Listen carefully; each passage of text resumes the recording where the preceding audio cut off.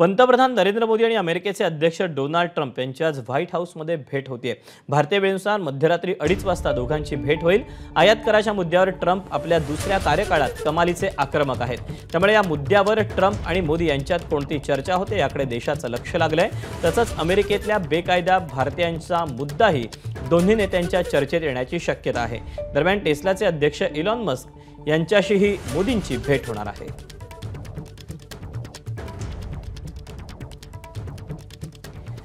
दरम्यान मोदी आणि ट्रम्प यांची होणारी ही भेट का महत्त्वाची आपण जाणून घेऊया।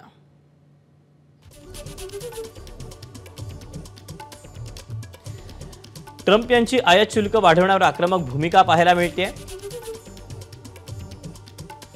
पोलाद ॲल्युमिनियमवर आयात शुल्क वाढवण्याचे ट्रम्प यांनी संकेत दिलेत।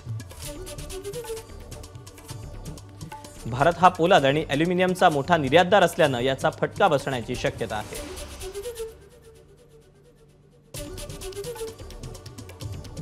त्यामुळे भारतात आयात शुल्क जास्त असल्याची ट्रम्प यांची तक्रार आहे आणि ट्रम्प यांचा अनेक देशांना जशास तसे कर लावण्याचा इशारा देण्यात आलाय आणि याच अनुषंगाने द्विपक्षीय चर्चा होऊ शकते। याशिवाय अमेरिकेतल्या बेकायदा भारतीयांच्या स्थलांतराचा मुद्दा हा देखील अधोरेखित करणार आहे या दोघांच्या भेटीमधला।